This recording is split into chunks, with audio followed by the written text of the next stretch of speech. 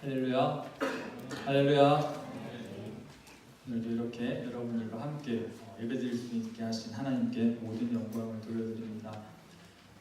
성경에서는 여러분, 창조에 대해서 설명할 때 사람에 대해서 무척 중요하게 다루고 있습니다. 우리가 보통 이제 성경을 한번 읽겠다라고 마음을 먹으면 가장 먼저 펴는 곳이 어디죠? 창세기. 그렇죠. 창세기부터 읽다가 또 중간에 포기하고 다시 한 번 더 각오를 해서 읽으면 창세기부터 읽다가 또 중간에 포기하고 이러다 보니까 우리가 성경 중에 가장 많이 읽는 것은 창세기 1장이라고 우리가 얘기를 할 수가 있습니다. 그런데 1장을 여러분들이 한번 쭉 읽어보세요. 읽어보시면은 하나님께서 이제 태초의 천지를 창조하시니라부터 시작을 해서 아주 여러 것들을 창조하십니다. 빛, 땅, 물, 궁창 창조를 하시는데 다른 것에 대한 창조를 보시면은 한 줄 아니면은 두 줄로 이렇게 되어 있는데 사람에 대한 창조를 딱 보면은 되게 비중 있게 따로 떼어가지고 다루는 것을 여러분들이 알 수가 있습니다. 또한 이제 창조의 과정에 있어서 또 다른 피조물들이랑은 또 다르게 확연한 차이를 보이고 있는데 그래서 우리가 성경을 통해서 이런 것들을 알 수가 있죠. 사람의 창조가 이 인간의 창조가 하나님께서 창조하신 이 모든 세상 만물 가운데서 가장 핵심적인 하나님의 창조 사역이구나라는 것을 우리가 창세기 1장을 통하여서 알 수가 있습니다. 이렇게 말할 수 있는 근거가 뭐냐 하면은 오늘 우리 제목인 사람은 바로 하나님의 형상대로 창조되었다는 말씀 때문입니다. 방금 읽었는데 한 번 더 우리가 읽어볼게요. 창세기 1장 26절과 27절을 다 같이 한 번 더 읽어보겠습니다. 한 장만 넘겨주세요. 다 같이 읽겠습니다. 시작. 하나님이 이르시되 우리의 형상을 따라 우리의 모양대로 우리가 사람을 만들고 그들로 바다의 물고기와 하늘의 새와 가축과 온 땅과 땅에 기는 모든 것을 다스리게 하자 하시고 하나님이 자기 형상 곧 하나님의 형상대로 사람을 창조하시되 남자와 여자를 창조하시고 아멘 이렇게 말씀하십니다. 짧은 이 두 절 가운데서 또 형상이라는 단어를 3번이나 쓰시면서 성경은 강조를 하고 있는데 이것을 보면요, 만약에 우리가 인간이 아닌 다른 어떤 고등한 생물이 있다고 예를 들어 봅시다. 우리 인간 말고 고등한 생물이 있다고 할지라도 인간과 닮은 존재가 있다고 할지라도 그가 하나님의 형상을 가지고 있지 않다면 인간과는 분명히 구분된다는 것을 여러분들이 기억을 하셔야 됩니다. 그럼 우리가 이렇게 질문할 수가 있겠죠. 하나님께서 인간을 창조하실 때 왜 하나님께서 하나님의 형상대로 창조를 하셨을까라는 질문을 우리가 할 수가 있습니다. 그런데 이 질문에 답을 하기 전에 먼저 우리가 선행되어야 될 질문이 뭐냐면 왜 하나님께서 우리를 창조하셨을까? 하나님의 형상대로 창조하셨다 이 질문을 하기 전에 우리는 하나님께서 왜 우리를 창조하셨을까라는 질문에 대해서 먼저 답을 내려야지 그 다음 질문인 하나님의 형상대로 창조를 왜 하셨을까라는 여기에 답을 할 수가 있을 것 같습니다. 하나님께서 우리를 창조하신 이유는요, 하나님께서 무엇이 부족하거나 아니면 뭔가가 필요하셔가지고 우리를 창조하신 게 아닙니다. 하나님께서는 외로움을 타시지 않죠. 저는 외로움을 탑니다. 요즘 더 많이 탑니다. 자, 또한 전지전능하시기 때문에 누군가에게 도움을 원하시지도 않습니다. 도움을 받는 존재가 아니시죠. 그런데 왜 하나님께서 창조하셨냐라고 이렇게 물어보시면은 하나님께서요, 이 창세 전에, 그러니까 영원이라는 시간 속에서 이 모든 것이 없는 하나님만 존재하는 그 시간, 영원이라는 곳에서 하나님께서 우리를 창조하시기로 작정, 이 단어를 기억하셔야 됩니다. 작정하셨기 때문에 하나님께서 창조를 하신 것입니다. 그러면 또 이렇게 질문할 수 있겠죠. 그럼 하나님 왜 작정하셨나요? 라고 질문하면은 여기에 대해서는 우리가 답을 할 수가 없습니다. 왜냐하면은 하나님께서는 우리가 하나님께서 알게 하신 만큼만 우리는 알 수가 있거든요. 성경을 통해서라든지 자연을 통해서라든지 계시를 통해서라든지 하나님께서는 우리에게 알게 하고자 하시는 만큼만 우리는 이해할 수 있는데 하나님의 작정이라는 것은요, 우리가 이해할 수 없는 신비의 영역이기 때문에 하나님께서 왜 작정하셨나요? 물어보면은 저도 답을 할 수가 없습니다. 성경에 성경에서도 거기에 대한 뭔가 답은 나와 있지 않지만 어쨌든 하나님께서는 전지전능하시고 작정을 하셨기 때문에 우리를 창조하셨다. 창조하시기로 작정하셨기 때문에 창조를 하셨다. 이것을 여러분들께서 꼭 기억을 해주시기 바랍니다. 아무튼 우리가 성경을 읽으면서 확신할 수 있는 것은 창세전에 우리를 창조하시기로 작정하셨고 그 작정하심에 따라서 우리가 창조되었다는 것, 이걸 여러분들이 기억을 하시면 좋을 것 같습니다. 그래서 하나님께서 작정하심으로 우리가 창조되었는데 우리를 창조하신 또 목적이 있다고 합니다. 목적이 있다고 하는데 한 장만 넘겨주세요. 이사야 43장 7절에 나와 있습니다. 내 이름으로 불려지는 모든 자 곧 내가 내 영광을 위하여 창조한 자를 오게 하라. 그를 내가 지었고 그를 내가 만들었느니라. 너무나 정확하게 창조한 이유에 대해서 그 누구도 부정할 수 없게 나와 있죠. 내 영광을 위하여 창조했다. 내 영광을 위하여 너희를 창조했다라고 이야기하십니다. 그러면 뭔가요? 우리가 살아가는 목적, 우리가 살아있는 궁극적인 목적, 인생의 궁극적인 목적은 바로 하나님의 영광을 돌리는 것이고 하나님께 영광을 위한 것, 이것을 기억을 해야 되죠. 작년에 우리 표어가 뭐였죠? 하나님께 영광 돌리는 고등부였잖아요. 오늘이 아니라 청년부 보면은 오직 하나님께 영광 돌리는 만한 청년부라고 되어 있습니다. 그만큼 우리의 인간의 어떤 인생의 목적이라고 했을 때 정말 단 한 단어로 한 문장으로 표현한다면 바로 하나님의 영광을 위하여 우리가 살아간다라고 이야기를 할 수가 있습니다. 이러면 우리가 처음에 했던 질문에 답이 됐죠. 왜 하나님께서 우리를 창조하셨나요? 라고 물어봤으면 하나님께서 우리를 창조하시기 위해 작정하셔서 창조되었고 그리고 우리는 하나님의 영광을 위해서 창조되었다. 이렇게 정리를 할 수 있겠습니다. 자, 그러면요, 우리 인간만 이런 질문을 또 할 수가 있어요. 우리 준원이가 저한테 이렇게 질문할 수가 있겠죠. 그러면은 인간만 하나님의 영광을 위해 창조된 건가요, 전도사님? 인간 이외에 다른 것들은 하나님의 영광을 위해 창조된 것이 아닌가요? 라고 이렇게 물어볼 수가 있습니다. 그러나 아쉽게도 여러분, 인간뿐만이 아니라 자연들도 하나님의 영광을 위해 창조되었습니다. 한 장만 넘겨주세요. 자, 위에 사진 보시면 보이네요. 뉴질랜드의 오로라 혹시 아시나요? 이게 그 예전에 꽃보다 멋있게도 나왔고, 꽃보다 청춘, 거기도 나왔고, 이게 이제 버킷리스트라고 죽기 전에 꼭 해야 되는 그런 리스트 이제 사람들이 이렇게 세우는데 그 중에 꼭 포함되는 것 중 하나가 이 뉴질랜드의 오로라, 정말 멋있는 자연을 보고 싶다라는 것을 사람들이 이제 꿈으로 가지고, 또 미국의 이제 밑에 사진 보면 미국의 그랜드 캐년인데 저기 딱 서면은 너무나 광활한 이런 그런 장면 가운데 사람이 압도되어가지고 정말 딱 저기 서면은 정말 오마이갓이 나온다고 합니다. 주여 이러면서 너무나 이 광활한 자연 가운데 주님께서 정말 창조하셨구나라는 정말 그런 것들 느낀다고 하고요. 또 이것뿐만 아니라 정말 우리 몸을 구성하고 우리 세상을 구성하고 있는 어떤 그런 원자, 분자, 세세한 하나까지도 사실은 하나님께서 창조하신 것이고 그리고 그것들이 하나님의 영광을 위해서 다 모든 걸 창조되었다라는 것을 우리가 기억을 해야 됩니다. 이거 조금 다른 얘기인데 제가 어렸을 때 가장 가고 싶었던 여행지가 어디였냐면은 오스트리아를 저는 제일 가보고 싶었어요. 그게 왜냐하면은 한 장만 넘겨주세요. 여러분 혹시 선생님들 아실 수도 있는데 사운드 오브 뮤직이라는 그 영화가 있어요. 제가 초등학교 때 봤는데 너무 여기가 진짜 이쁜 거예요.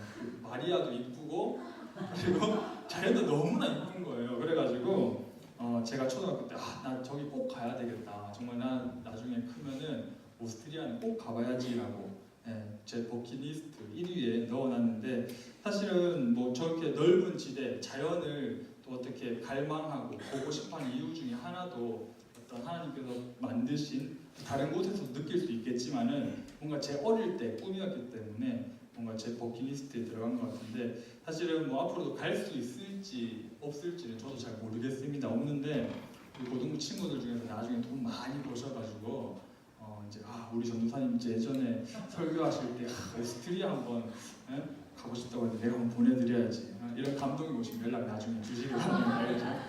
농담 아니에요, 여러분. 자, 아무튼 광활한 자연, 이런 광활한 자연도 인간과 같이 하나님의 영광을 위해서 창조되었다는 것. 이걸 여러분들이 기억을 하시면 좋을 것 같습니다. 한 장만 넘길게요. 시편 19편 1절에 보면요, 하늘이 하나님의 영광을 선포하고 궁창이 그의 손으로 하실 일을 나타내는도다. 인간도 분명히 살아가는 목적이 하나님의 영광을 위해 창조되었지만은 이 세상의 모든 것들이 하나님의 영광을 위해서 그것들을 드러낸다라는 것을 기억을 하시면 좋을 것 같습니다. 그러면은 우리 낭창하게 앉아있던 민주가 저한테 질문할 수가 있겠죠. 전도사님, 그러면 자연이나 인간이나 하나님께 영광 돌리기 위해서 창조되었으니까 뭐 인간이나 식물이나 뭐 벌레나 동물이나 별로 구분이 없겠네요. 어차피 둘 다 자연이거나 인간이거나 다 하나님의 영광을 위해서 창조되었다면은 굳이 구별할 필요가 있나요? 우리나 인간이나 벌레나, 그렇죠? 이런 질문을 할 수가 있는데 여기서 중요한 개념이 나옵니다. 오늘 말씀의 제목, 하나님의 형상이라는 개념이 여기서 이제 나온다는 거죠. 다른 것들은 하나님의 영광을 위해서 인간과 똑같이 창조되었지만은 유일하게 하나님의 형상대로 창조된 것은 인간밖에 없다는 것이 바로 오늘 우리가 읽은 창세기 말씀에 나오고 있습니다.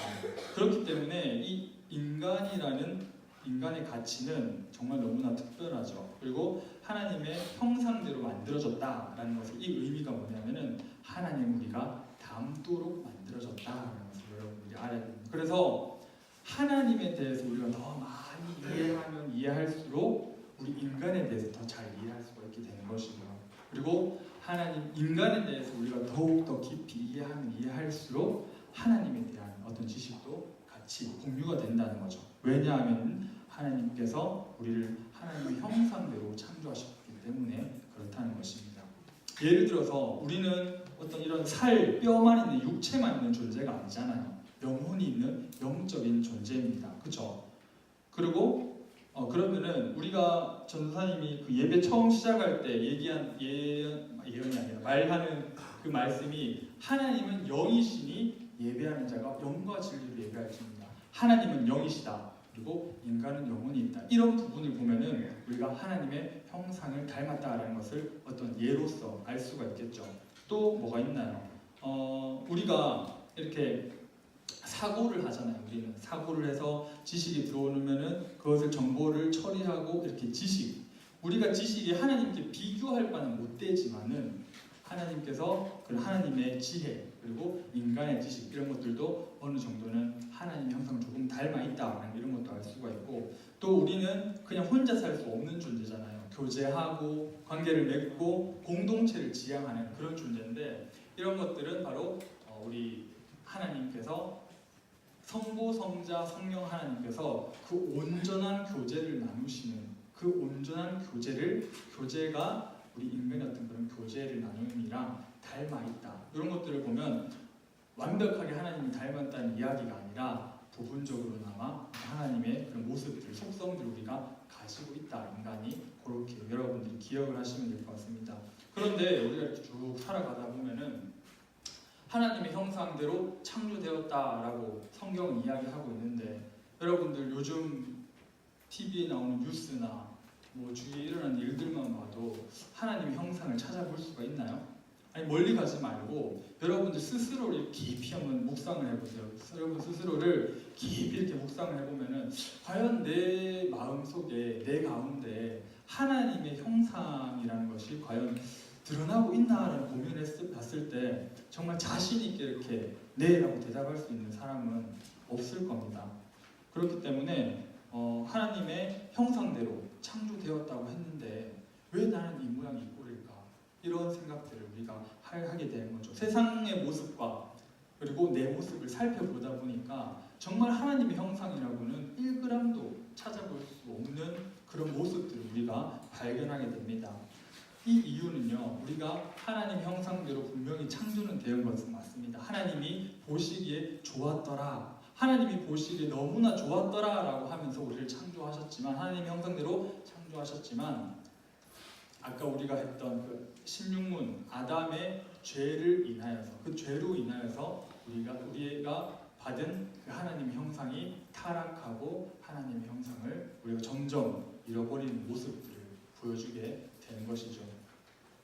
그래서 하나님께서 우리에게 창조하셔서 원래 보여주려고 하셨던 그 의도된 모습을 우리는 보여줄 수 없게 되고 있는 것입니다. 그래서 죄들이 우리가 가지고 있는 양심을 흐리게 하고 도덕적인 판단력들을 흐리게 하고 또 하나님을 향한 마음을 왜곡시키고 어떤 타인과의 그런 정말 사랑의 교제를 방해하는 그런 것들로 우리 하나님 영성을 읽고 있다는 것. 이것 모든 것들이 어떤 죄에 대한 결과라는 것들을 여러분이 기억을 하셔야 될 것 같습니다.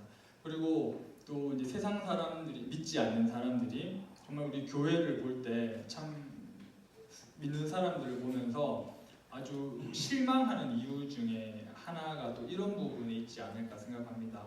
우리가 가르치고 우리가 배우는 것들이 우리는 하나님의 형상대로 창조되었다라고 이렇게 이야기를 하는데 그 사람들이 생각하기에는 타락하기 전에 하나님의 형상을 생각하는 거죠.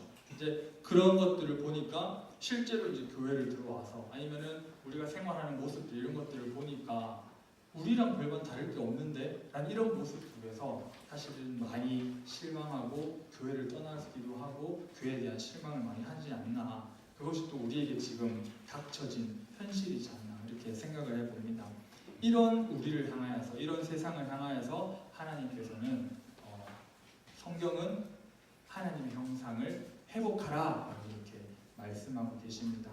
너희 하나님의 형상 죄 때문에 잃어버렸지 그대로 살아라가 아니라 그대로 머물러 있지 말고 하나님의 형상을 다시 회복하라라고 성경은 말씀하고 계십니다. 그래서 우리가 말씀을 읽는 이유가 뭔가요? 기도를 하는 이유가 뭐고 교회에 나와서 예배를 드리는 이유가 뭔가요? 그게 바로 다 하나님 형상을 다시금 회복하여서 하나님으로부터 닮아가는 그런 삶을 살려고 하는 거죠. 그렇기 때문에 예수님을 믿고 복음을 받아들이는 그 가운데서 하나님 형상을 점점 더 우리가 회복을 하면서 나아가는 겁니다.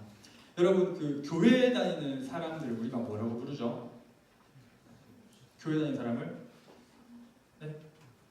교회 다니는 사람을? 교인, 네, 교인도 있고 제가 원하는 답은 아닙니다. 또 뭐 있죠?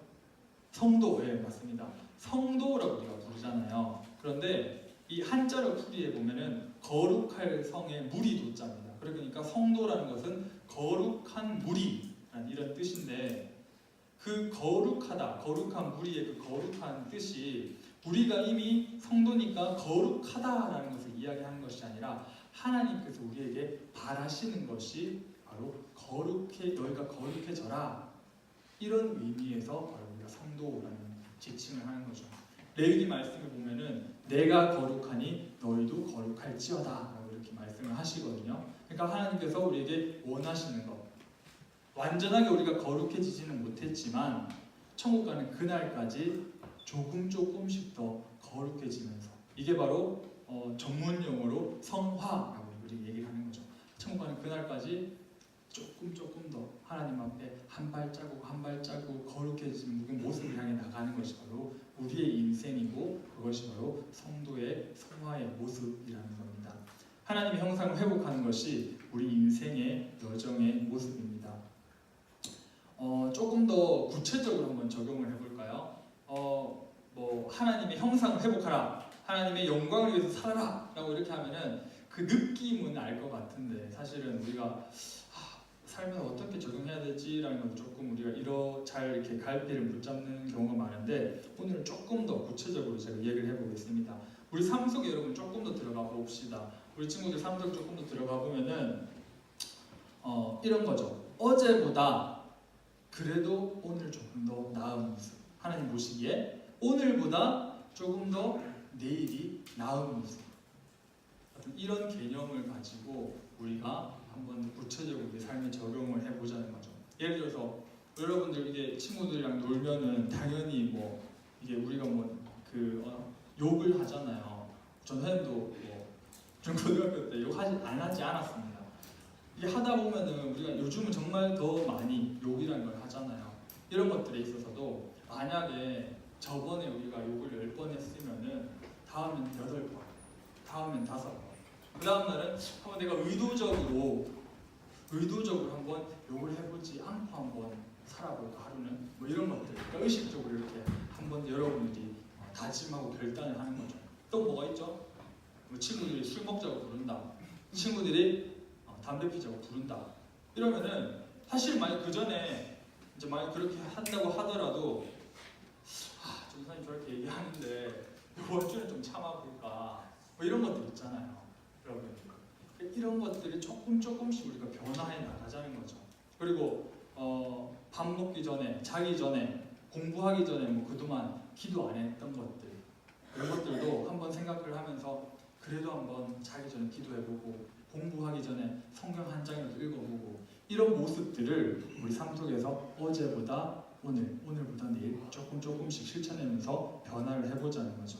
뭐 기도하는 모습에 대해서 친구들이 이렇게 놀리면은 뭐 그 가운데서 막 주여 이렇게 하지 말고 마음속으로 주님 이렇게 외치고 이런 모습들 속에서 그렇게 우리가 변화되고자 하는 그런 모습들 속에서 성령 하나님께서 우리의 삶 속에 역사하신다는 것을 여러분들이 꼭 기억을 하시고 또 그것을 믿고 여러분들이 하루하루를 살아갔으면 좋겠습니다.